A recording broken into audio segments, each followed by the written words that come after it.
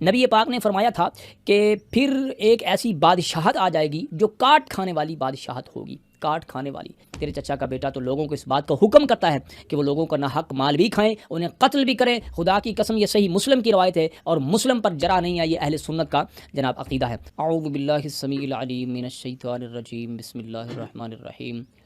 اللہم صلی علی محمد و آل محمد۔ محترم ناظرین، الحمدللہ بفضل خدا میں آپ کی خدمت میں کتب اہل سنت سے، امہات الکتب اہل سنت سے اور اہل سنت کی معتبر ترین تاریخ سے سانحہ کرب و بلا کا حقیقی پس منظر آپ کی خدمت میں پیش کر رہا ہوں، جس کو ہم نے ٹائٹل دیا ہے سقیفہ سے کربلا تک۔ یہ وہ تاریخ ہے جو ناقابل فراموش ہے، یہ وہ تاریخ ہے کہ جس کا کبھی بھی کسی دور میں کسی نے انکار نہیں کیا۔ ہاں یہ بات ضرور ہے کہ اس تاریخ کو اس طریقے سے، اس تجزیے کو اتنی پذیرائی نہیں ملی، اس کی کئی ایک وجوہات ہیں۔ نبی پاک صاحب لولاق حضرت محمد مصطفیٰ صلی اللہ علیہ وآلہ وسلم کی آل پاک کے ساتھ کیا ہوا اور آپ کی آل کو کس طرح کر کے آہستہ آہستہ سے پس پردہ کیا گیا، ان کی اہمیت کو لوگوں کے سینوں سے چھین لیا گیا، ان کے مقام و عظمت کو ہلکا ثابت کیا گیا، کم بنا کے ثابت کیا گیا، اور کس طرح پھر چلتے چلتے ایسا وقت آ گیا کہ ایک لعین جس کی دین اسلام میں کسی قدر سے، کسی طور طریقے سے بھی کوئی اہمیت نہیں ہے،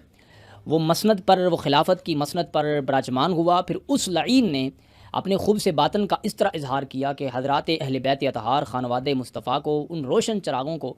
کہ جن کی وجہ سے پوری کائنات روشن تھی، روشن ہے، روشن رہے گی، اس نے اپنے طور اس چراغ کو بجھانے کی کوشش کی کہ جس کے بارے میں قرآن مقدس نے فرمایا کہ واللہ متم نورہ ولو کرہ الکافرون۔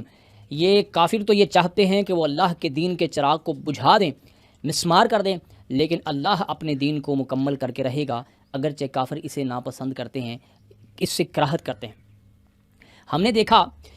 بلکہ آپ نے دیکھا کہ ہم نے 6 ایپیسوڈز آپ کی خدمت میں آ چکے ہیں، آپ نے اس میں جو تجزیہ میں نے پیش کیا وہ آپ نے دیکھا۔ آج انشاءاللہ الرحمن سقیفہ سے کربلا تک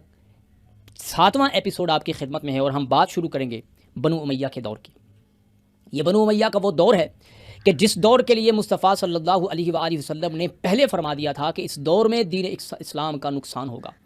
یہ بنو امیہ کا وہ دور ہے کہ جس کے بارے میں محمد مصطفیٰ صلی اللہ علیہ وآلہ وسلم نے فرمایا ثم تکون خلافت ثم تکون ملکن عزوزن، پھر کاٹ کھانے والی ملوکیت آ جائے گی، بادشاہت آ جائے گی۔ یہ بنو امیہ کا وہ دور ہے کہ جس دور سے حضرت جناب ابو ہریرہ رضی اللہ عنہ مکے کی، مدینے کی گلیوں میں نکل کر بلند آواز سے کہا کرتے تھے کہ اللہ مجھے اس دور سے بچا لے، اس سے پہلے مجھے موت دے دے کہ جب دین اسلام کا نقصان ہوگا۔ یہ بنو امیہ کا وہ دور ہے کہ جس دور میں 100 سال تک ممبروں پر اہل بیت اطہار علیہ السلام کی گستاخی اور توہین برسر ممبر کی گئی۔ یہ بنو امیہ کا وہ دور ہے کہ جس دور میں حضرات اہل بیت اطہار علیہ السلام کی اہمیت کو، فضیلت کو، افضلیت کو، مقام کو، ان کے رتبے کو، شان و شوکت کو لوگوں کے سینوں سے نکالنے کی کوشش کی گئی، اور کسی حد تک لوگ اس میں کامیاب بھی ہوئے۔ اسی وجہ سے ہی تو آنے والی نسل میں بغض اہل بیت پیدا ہوا، اور انہی کے بچے میدان کربلا میں اہل بیت اطہار علیہ السلام کو قتل کرنے کے لیے آ گئے اور قتل کے درپے ہوئے، اور بالآخر انہوں نے کربلا کی صحرا پر اہل بیت اطہار علیہ السلام کا خون گرا دیا۔ یہ خون اہل بیت نہیں تھا، یہ خون مصطفیٰ ہے جو کربلا کی سرزمین پر گرا ہے۔ میں آپ کو بتا رہا ہوں کہ حضرت امام علی علیہ السلام، حضرت امام حسن المجتبی علیہ السلام کی اس اہل شام سے مصالحت، امیر شام سے مصالحت کے بعد جب باقاعدہ طور پر امیر شام کی حکومت قائم ہو جاتی ہے، تو پھر اس کے بعد جو طوفان بدتمیزی اہل بیت اطہار علیہ السلام کے خلاف ہوا، یہ بخاری، مسلم، ابو داؤد، سنن ترمذی اور جتنی بھی اہل سنت کی جتنی بھی اہل سنت کی حدیث کی کتاب، اس میں یہ بات موجود ہے کہ سرکاری طور پر، سرکاری سطح پر یہ بات جناب اس کا آرڈیننس جاری کر دیا گیا کہ جو بھی کوئی خطبہ کی شروعات کرے گا ہر ممبر پر علی اور علی کے چاہنے والوں پر لعنت کر کے، نعوذ باللہ، اس بات کو، خطبے کو آگے چلایا جائے گا۔ اس دور میں کئی ایک مردان کلندر، کئی ایک اللہ کے بندے جنہوں نے وقت کی اس پالیسی، وقت کی حکومت کی اس پالیسی کے خلاف اٹھے اور بات کی، اور ان کا انجام جو ہوا اس سے بھی کتابیں بھری پڑی ہیں کہ انہیں قتل کر دیا گیا۔ ان کے ساتھ جو ہوا وہ کون ہیں؟ حجر ابن عدی، کہ نبی پاک صلی اللہ علیہ وآلہ وسلم کے صحابی، کہ جن کا قتل جناب بےایمانہ طریقے سے اور ظالمانہ طریقے سے قتل ہوا۔ اس طرح حضرت سعد بن ابی وقاص کا واقعہ اور بہت سارے صحابہ کرام کہ جنہوں نے کھڑے ہو کر کے وقت کی حکومت کی پالیسی کی خلاف ورزی کی اور پھر اللہ کے فضل و کرم سے انہیں ان میں سے بعض کو درجہ شہادت نصیب ہوا اور بعض اپنی دعوت کو پہنچانے میں کامیاب رہے۔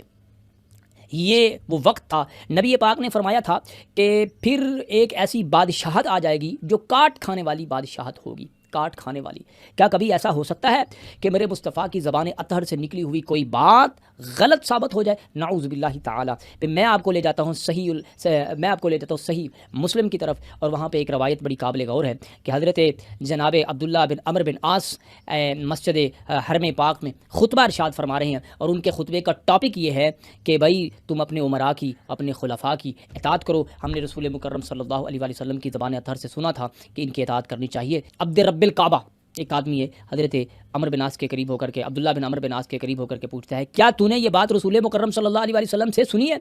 تو انہوں نے اپنی آنکھوں اور کانوں کی طرف اشارہ کر کے فرمایا کانوں سے سنی ہے، آنکھوں سے دیکھا ہے اور دل نے اسے یاد کیا ہے، لہٰذا ہم اس بات کو غلط نہیں کر رہے۔ یہ بات سننے کے بعد اس نے کہا پھر تیرے چچا کا بیٹا معاویہ ابن ابی سفیان، تیرے چچا کا بیٹا تو لوگوں کو اس بات کو حکم کرتا ہے کہ وہ لوگوں کا ناحق مال بھی کھائیں، انہیں قتل بھی کریں۔ خدا کی قسم یہ صحیح مسلم کی روایت ہے اور مسلم پر جرا نہیں ہے، یہ اہل سنت کا جناب عقیدہ ہے۔ اور اس نے کہا تھوڑی دیر پر عبداللہ بن عمر بن عاص نے تھوڑی دیر کے لیے اپنی گردن کو جھکا لیا اور جھکا کے سر بلند کیا اور پھر کہا کہ جو بات معاویہ اللہ اور اس کے دین کے مطابق کرے اس پر عمل کر لو، اور جو نہ کرے اس پر عمل نہ کرو۔ میں کہتا ہوں یہ ایسا معاملہ، اور پھر انہوں نے قرآن کی آیت پیش کر کے کہا کہ اللہ یہ کہتا ہے کہ تم ایک دوسرے کو قتل نہ کرو، ایک دوسرے کا مال ناجائز طریقے سے نہ کھاؤ، اور یہ وقت کی حکومت اور خلافت قرآن کے خلاف ہے۔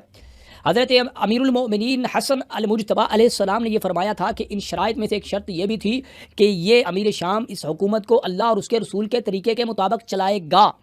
یہ کہا تھا۔ لیکن بعد میں جو کتب اہل سنت میں تاریخ اور حدیث کی کتابوں میں بات ملتی ہے اس میں یہ ہے کہ علی ابن ابی طالب علیہ السلام کے ہم نام اگر کوئی مل جاتا تو انہیں پکڑ کے قتل کیا جاتا، شہید کیا جاتا۔ اور جتنے حضرت امیر المومنین علی ابن ابی طالب علیہ السلام کے شیعان ہیں، ان کے محبان ہیں، شیعان حیدر کرار علیہ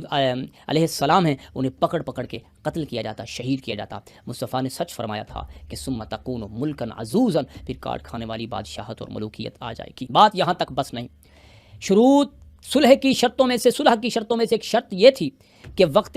مرگ کا وقت جب قریب آئے گا، آخری اختتام کا وقت آئے گا امیر شام کا، تو اس وقت خلافت والا معاملہ مشاورت پر چھوڑ دیا جائے گا، اور پھر یہ جو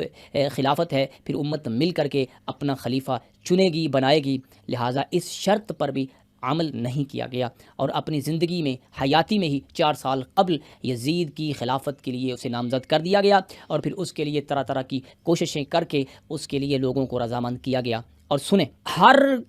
علاقے کے گورنروں کو یہ پیغام بھیجا گیا کہ اپنے جناب صوبے کے لوگوں کو اس بات پر ایگری کیا جائے کہ وہ آئندہ طور پر جو جو امیر شام نے اپنے بیٹے کو نامزد کیا اس کے لیے رضامند ہو جائیں، اور تقریباً لوگ اس کے لیے رضامند ہو بھی گئے ہیں۔ لیکن حجاز، مکہ میں، مدینہ میں معاملہ کیا ہے کہ ادھر مروان ابن حکم اس نے جناب مسجد نبوی میں اس نے یہ باتیں شروع کی کہ فضائل کے حوالے سے کچھ اچھی گفتگو یزید کے حوالے سے ایک ماحول بنانے کے لیے، یہ صحیح البخاری میں موجود ہے۔ میں ان ساری چیزوں کے آپ کو اسکین نہیں دے رہا، حوالہ جات نہیں دے رہا، صفحہ نمبر نہیں دے رہا، اس کی وجہ یہ ہے کہ یہ ساری چیزیں اسٹیبلش ہو چکی ہیں، یہ اسٹیبلش ہسٹری ہے، اب ان سے کوئی نہیں بھاگ سکتا۔ یہ محنت ہے حسینی منہج کے اس جتھے کی کہ جنہوں نے اپنی جانوں کو ہتھیلی پر تو رکھ لیا ہے اور اپنی جان کو قربان کرنے کی راہ خدا میں تیار ہو چکے ہیں، لیکن اس دور میں اس کائنات کو منوا لیا ہے کہ اصل تاریخ یہ ہے، اور اسی تاریخ پر عمل کرتے ہوئے اور سمجھتے ہوئے آپ کو اہل بیت اطہار علیہ السلام کی اہمیت و فضیلت کا علم ہوگا اور راہ راست آپ کو نصیب ہوگا۔ انشاءاللہ نیکسٹ پارٹ میں اس سے آگے چلیں گے، اور ہم آہستہ آہستہ سے اس سانحے کی طرف قدم بڑھا رہے ہیں کہ جو اس کائنات پر سب سے ہوا بڑا ظلم ہے، سب سے بڑا ہونے والا ظلم ہے، کہ جس کا روز قیامت سب سے بڑا حساب ہوگا۔ نبی پاک صاحب الولاق حضرت محمد مصطفیٰ صلی اللہ علیہ وسلم کا جو خون کیا گیا، آپ کی رگوں سے جو خون نچوڑا گیا اور اس امت مسلمہ نے نچوڑا، اس کے حوالے سے بات کریں گے۔ اللہ سے دعا ہے اللہ مجھے اور آپ کو سمجھنے